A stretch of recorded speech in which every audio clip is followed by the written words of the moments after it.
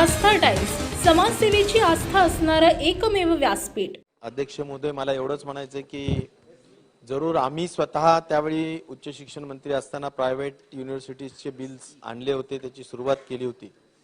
परंतु अध्यक्ष महोदय, आता त्याला जवळजवळ 7-8 वर्षाच्या 10 वर्षाच्या दरम्यान अध्यक्ष महोदय कालावधी झाला आणि अध्यक्ष महोदय, मी असं म्हणेल की ही जी नियमावली आता आपण तयार करतो आहोत त्यामध्ये अनेक सन्माननीय सदस्यांनी जे विचार व्यक्त केले ते महत्त्वाचे आहेत। शेवटी अध्यक्ष महोदय, उच्च शिक्षणामध्ये जर आपण त्याच्या बाबतीतलं क्वालिटी एज्युकेशन हा सध्या सगळ्यात महत्त्वाचा कळीचा मुद्दा झाला। BA झाला परंतु अर्ज लिहिता येत नाही, त्याचा ऍप्लिकेशन ज्याला म्हणतो त्याच्यात तो अर्जाचं जे काही अर्ज करतो त्याच्या नोकरीसाठी त्याच्यात सुद्धा 100 चुका असतात, इतका दर्जा खालावलेला आहे। आणि त्यामुळे नुसतं डिग्री घेणं, पोस्ट ग्रॅज्युएशन मिळवणं, अभियांत्रिकीच्या असतील किंवा प्रोफेशनल कोर्सेसच्या असतील अध्यक्ष महोदय, यामध्ये काही अर्थ राहणार नाही।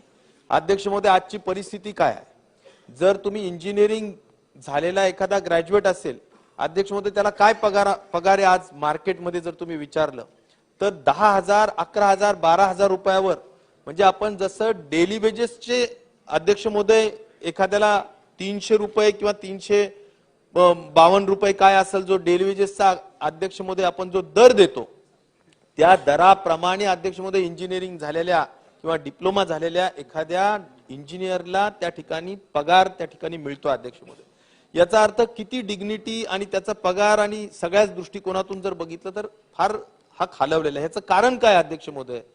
तर यामध्ये क्वालिटी एज्युकेशनचा अभाव आहे आणि सगळ्यांनी जसं सांगितलं की खऱ्या अर्थाने रिसर्चचं काम अध्यक्ष महोदय कमी होत असल्याचं चित्र आपल्याला पाहायला मिळतं।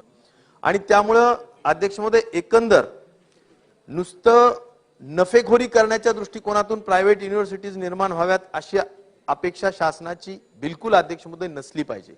आणि त्यामुळे शासनाला यामध्ये इंटरव्हीन करण्याचे अधिकार अध्यक्ष महोदय आहेत, ज्यामध्ये आपण पहिल्यांदा एकतर नफेखोरी होतीये का ते पण तपासलं पाहिजे।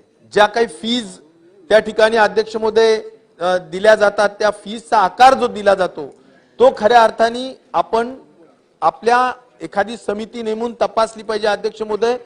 आज अधिकार आहेत पण त्या अधिकाराचा वापर पाटील साहेब त्या ठिकाणी चंद्रकांत पाटील साहेब केला जातोय का, हा माझा सगळ्यात महत्त्वाचा प्रश्न आहे। एक कायमस्वरूपी एक व्यवस्थित समिती असली पाहिजे की फीज व्यवस्थित घेतली जाते का, आकारली जाते का, परीक्षा व्यवस्थित कंडक्ट केल्या जात आहेत का।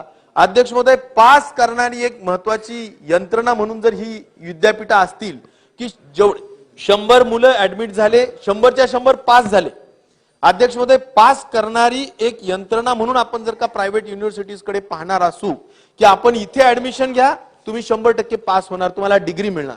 अध्यक्ष महोदय, पण ती डिग्री घेऊन काय मार्केटमध्ये त्याची व्हॅल्यू आहे?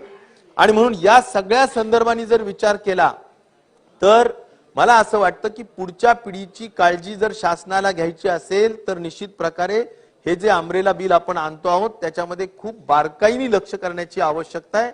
मग त्याच्यामध्ये फीज मध्ये असेल, क्वालिटी मध्ये असेल, रिसर्च मध्ये असेल, अध्यक्ष महोदय प्राध्यापक नेमण्याच्या दृष्टिकोनातून असेल, कोण बघतंय का अध्यक्ष महोदय की खरोखर आपण म्हणतो की UGCच्या नियमावलीप्रमाणे आपण अध्यक्ष महोदय सगळे प्राध्यापक नेमले जातील किंवा जे काही स्ट्रक्चर असेल assistant professor, associate professor, professor याची जी काही अध्यक्ष महोदय टक्केवारी असली पाहिजे किंवा स्टुडंट टू प्रोफेसरचा जो रेशो असला पाहिजे, या सगळ्या गोष्टी अध्यक्ष महोदय क्वालिटी एज्युकेशनच्या संदर्भात संबंधित आहेत।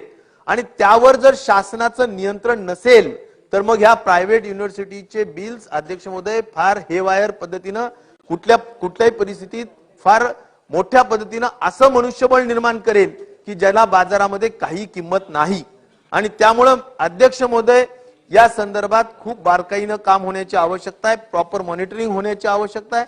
अध्यक्ष महोदय, परीक्षा मंडळ असतात, काय परीक्षा मंडळातून खरोखर पेपर म्हणजे शिकवणारे तेच, परीक्षा घेणारे तेच, अध्यक्ष महोदय कशा पद्धतीनं अतिशय या कॉम्पिटिटिव्ह जगामध्ये हे जे बाहेर पडणारे विद्यार्थी आहेत, पास होणारे जे विद्यार्थी अध्यक्ष महोदय ते कसे कॉम्पिट करणार या जगामध्ये।